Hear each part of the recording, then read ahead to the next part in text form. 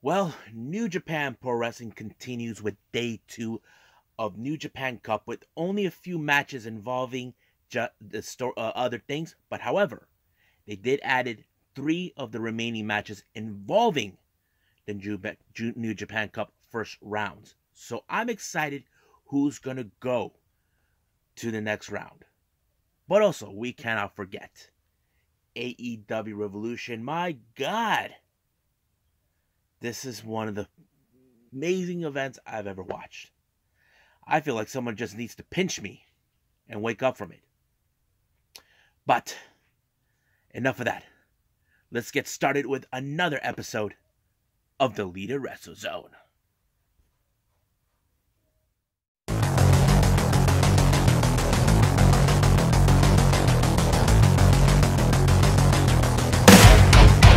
Are you ready?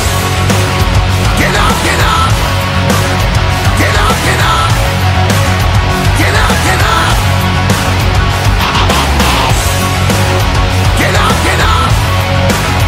Get up, get up! Get up, get up!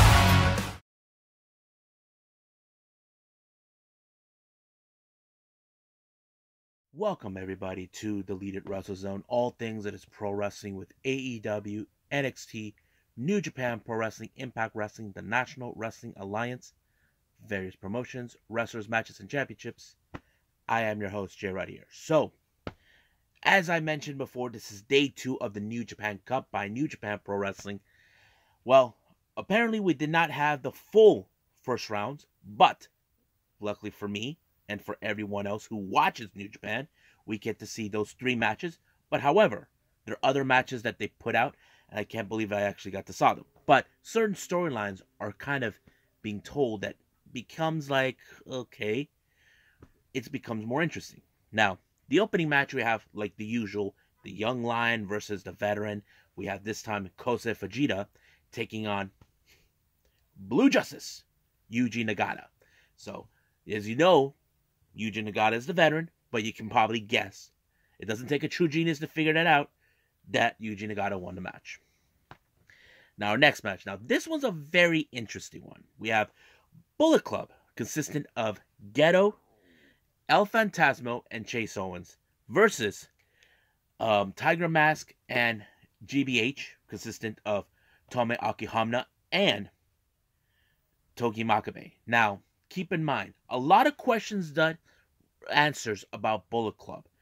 As you know, a couple of weeks ago, we saw that the Guerrillas of Destiny were excommunicated from Bullet Club by an executive decision. But the real question is, who will stand with who? Geto, we know who he stands with. Apparently, he stands with, of course, with the Switchblade, Jay White. But what about El Phantasmo and Chase Owens? Well, that's a different story. But in this particular match, it could be a more of conflict what's been going on. As you know, El Phantasmo hasn't been himself since they exposed him with the metal plate on his foot, ever since he's been proclaiming that he's been super kicking trees. So that kind of fits into that storyline. But he doubts himself throughout the entire time, but it was him that actually caused the win of the match. But Chase Owens is still undetermined what the hell is going on. Apparently, it's like he's still conflicted with the fact that 2 of his Tongan brothers, even though he's not Tongan, but he acts like he is because they made him an honorary Tongan.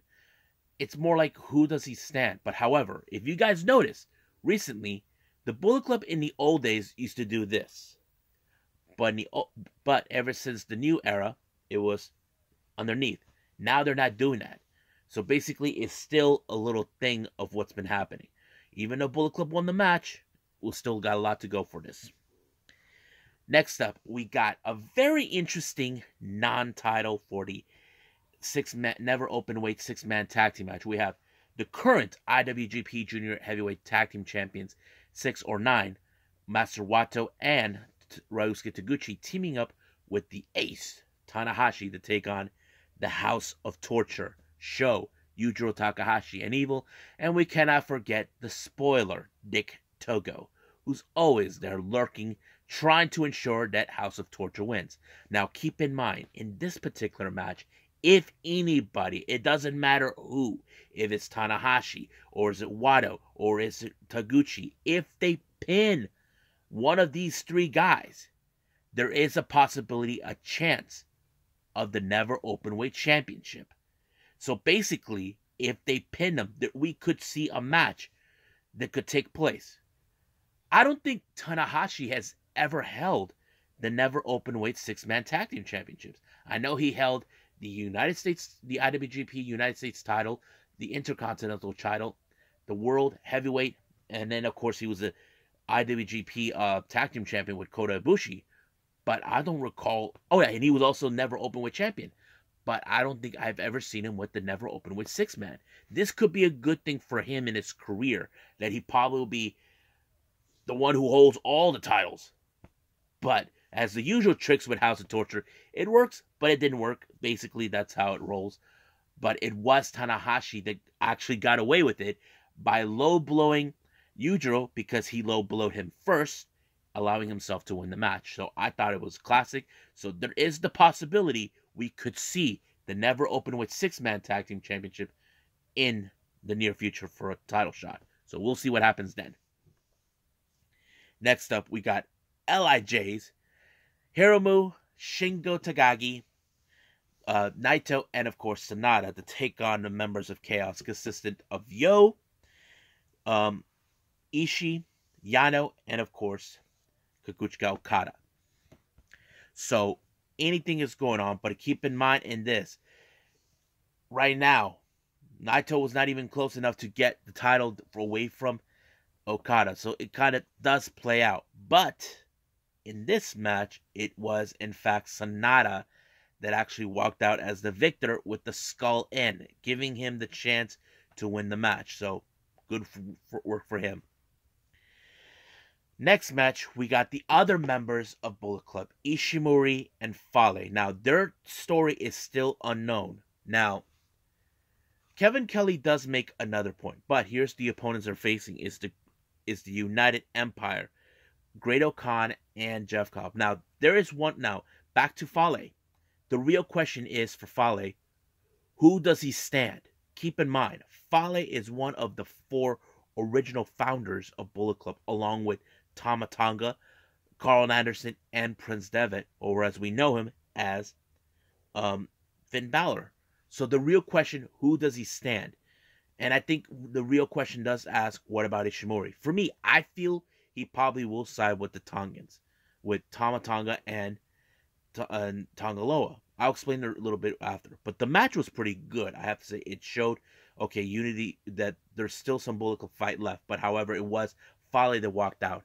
Now, here's the interesting part. Instead of doing this, they went the underneath thing. So it kind of tells us that looks like they're standing tall with the Guerrillas of Destiny. Now, keep in mind this. Ishimori was the one who Ishimori mentioned when he first came to New Japan. He had every connection that he had to get in contact with Tama. So think about it. Who was the one that brought him to New Japan? Tama Tonga. Who was the one who brought him into Bullet Club? Tama Tonga. So what does that mean and tell you to you people? Could he still be siding with the Guerrillas of Destiny? Will Fale also do the same thing? So the real question is, who will stand with who? That could be.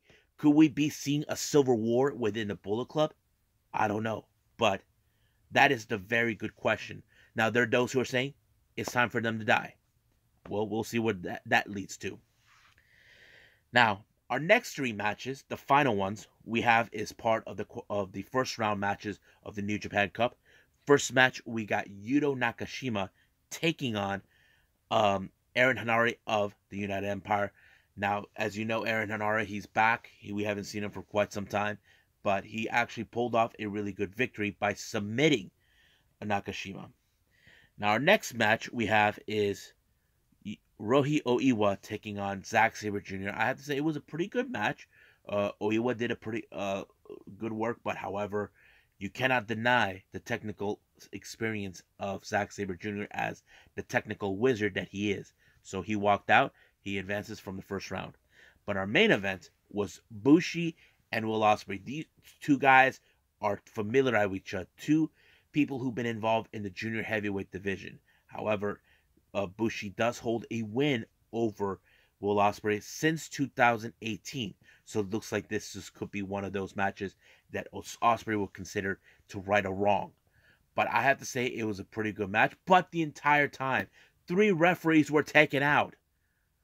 So it took 3 refs were out, but the 4th one was able to pull off the charm.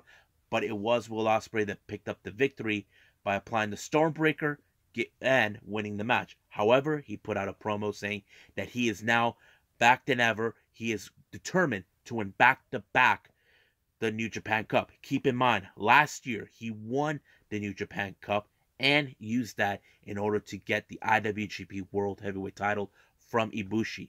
Now he believes that no one is there to stop him from his destiny to become once again IWGP Heavyweight Championship. I mean, there's many others out there that would do everything in their power to stop him. So we'll see how that plays out. So the real question is for everybody, here's your homework assignments. Who do you think has a shot to win the New Japan Cup? Well, we'll just find out when we get there. So I believe right now it's time for me to end it right here with New Japan and move on with the final review, AEW Revolution.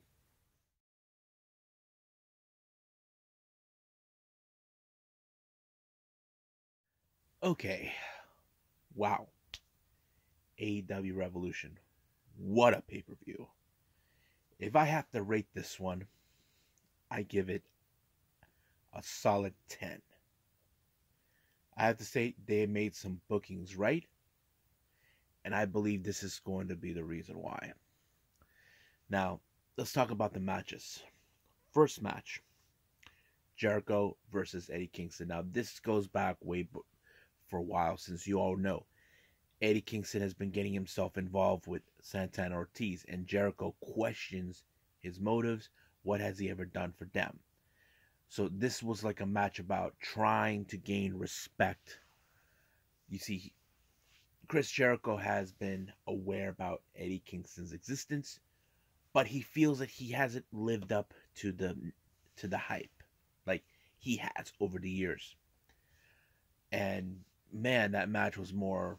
They brought in some of the Japanese wrestling elements. Keep in mind, both of these guys are influencing the Japanese wrestling scene. You know, Jericho has wrestled out in Japan before, so has Eddie Kingston. And I think that element is amazing to bring.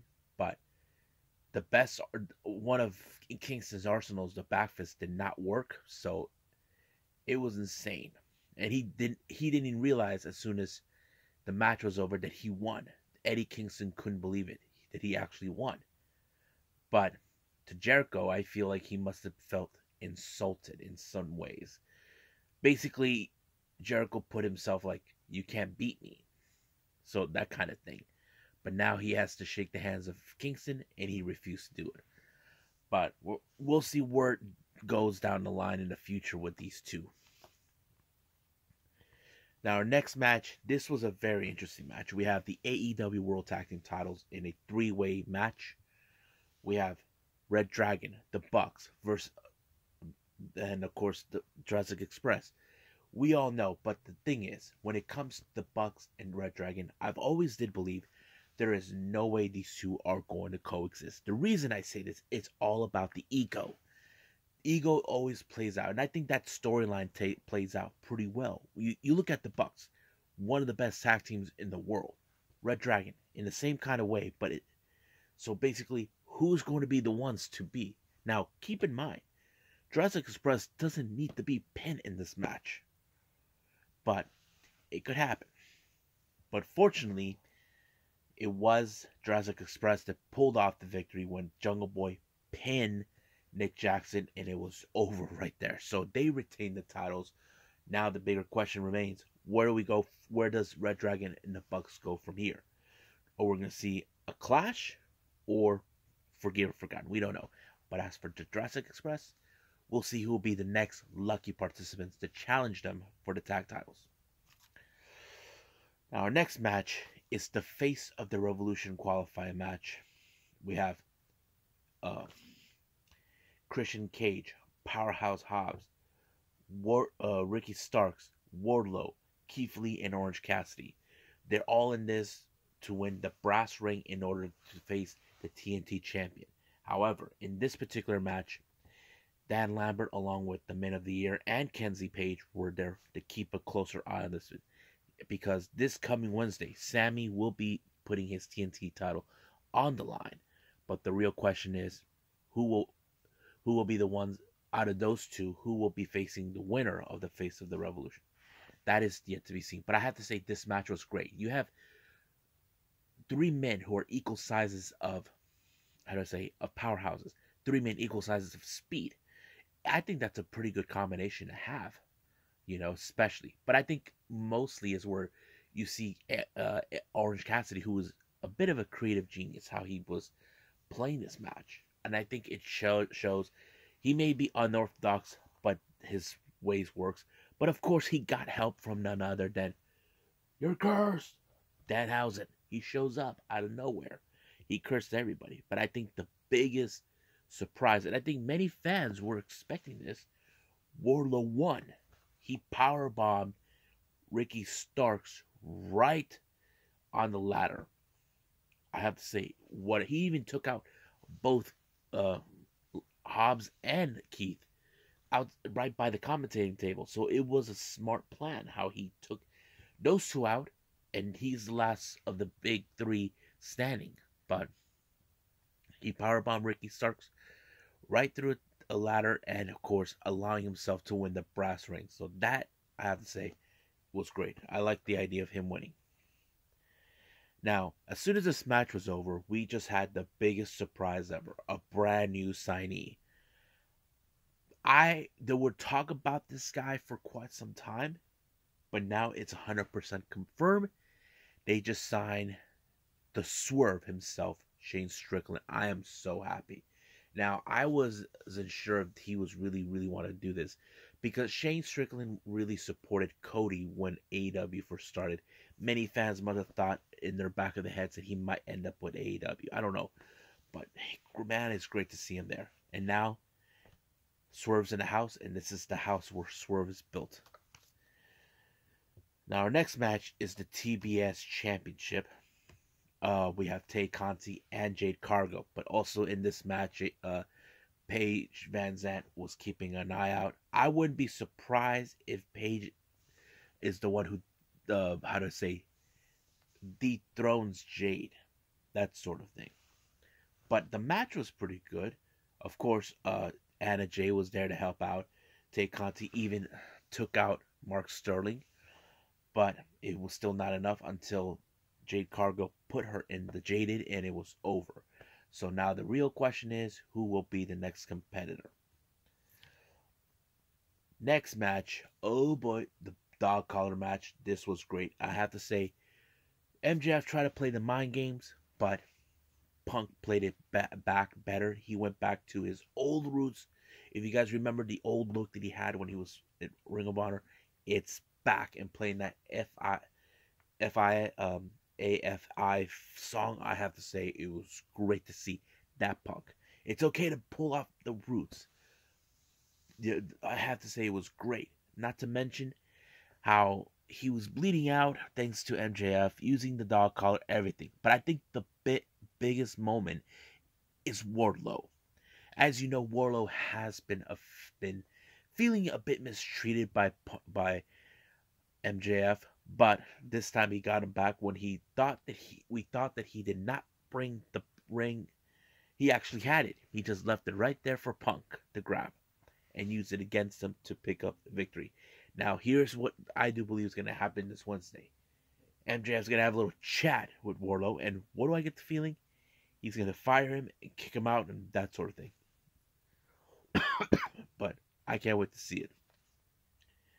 Now, our next match is the AEW World Women's Championship. Now, many fans, including myself, we were all hoping this is where Thunder Rosa finally wins. This is something we all expected. Not only that, they even introduced a brand new title, almost similar as the AEW World title that Hangman had, but it was great. However, we still see the insurance policy from Rebel and Hayter to make sure the Britt Breaker win. However, Britt Breaker did not use the lockjaw. It was just a straight up pin, and it was over right from there.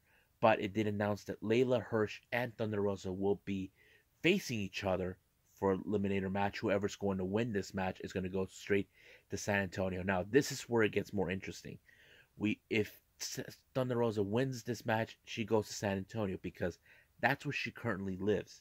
She's from Texas, and I think it could be a perfect way for her to win. But right now, Britt won, but I know for a fact she's not going to like if Thunder Rosa gets involved one last time.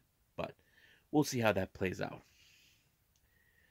Now, our next match, oh boy, this one was insane too. We have Bryan Danielson and Jon Moxley bleeding out. It was going nuts. I was like, wow, it was great. But it was Moxley that walked out as the victor, and then once again they keep fighting each other. But the biggest surprise is William Regal. I did not expect. There was talk about they wanted to bring him in, but I think right now AEW played a smarter move with this one. If you guys remembered, Regal has played a pivotal role for both Punk and Moxley. And I think I see the point where they're going to go with this. If you look at it this way, let's look. You got Tully Blanchard, Jake Roberts, Sting, Arn Anderson. You got some of the older legend wrestlers who are guiding these wrestlers to their destiny, their futures. Imagine William Regal being that guy who is leading this, helping this faction that Bryan Danielson has talked about to become a reality. He could be the mentor and group. That's something we definitely could see. I think that's what I feel they're going to go with. So, can't wait to see that one. Now, our next match. It was insane. We have the AHFO, Andrade Hardy Family Office. Andrade, Isaiah Cassidy, and Matt Hardy taking on Sting, Darby Allin, and Sammy Guevara. This match was nuts, but of course, there was going to get outside interference coming from Mark Quinn and, of course, the Butcher and the Blade. But I think the biggest shocking thing that took place, well, there's two. A Spanish fly by Sammy onto Isaiah Cassidy. It was like, holy Jesus. That's how it's going to be. And then, of course, Sting. Oh, my God. I don't know what was he doing, but it happened. He jumped off and landed right on Andrade. But it was Darby Allin who picked up the victory by putting away Matt Hardy. I thought it was hands down a good match. So, wow, that was good. Now, the main event is the AEW World Championship. Adam Cole, who's been undefeated this entire time, but can Hangman Page retain the title and defeat Cole? I think that was one of those best moments. But of course, Red Dragon shows up and tries to ensure that Adam Cole wins. But luckily, when both Cole and Hangman were out, here comes Dark Order, the helping hand. But Dark Order took out both Red Dragon, the cleaning service. Some of you probably saying, where the hell is the Bucks? Well, I don't think they want to get themselves involved at this because Hangman warned them that he'll come after them. So, but it was the final blow in the match with Hangman when he applied two moves. The first one was the boom, Adam Cole's signature, and of course the buckshot lariat. That was the coup de grace to end the whole thing in order for Hangman Page to retain the title. So I think many fans probably would have thought the same thing. There was no way Hangman Page could have dropped this title this soon and give it to Adam Cole this quickly. I think he will be AEW World Champion down the line. But the question is, when will that happen? We'll see. But the real question is, who will be the one to dethrone Hangman Page? I think that's the obvious question. But right now, I have to say, like I said, this is a 10 for me when it comes to AEW Revolution. That's what I'm giving it. So I'm happy with it, with the results, and whew, what a great event. I am surprised with Regal and Swerve. I'm sure we're getting more surprises coming up. So I think that's pretty much it right now. So I say let's call it a day. Well, I hope everybody enjoys this episode, me reviewing just 2 for now because I decided just to keep it like this. But next one, we are going to do more on the New Japan Cup with Day 3 and, of course, AEW Dark Elevation. But if I have time, I'll probably throw in another event, past event mostly. Haven't decided yet, but we'll see where they're going to go. So I'll see you guys in the next DWZ time. Same DWZ channel. I must bid all of you adieu. So, goodbye. And have a nice day. Bang.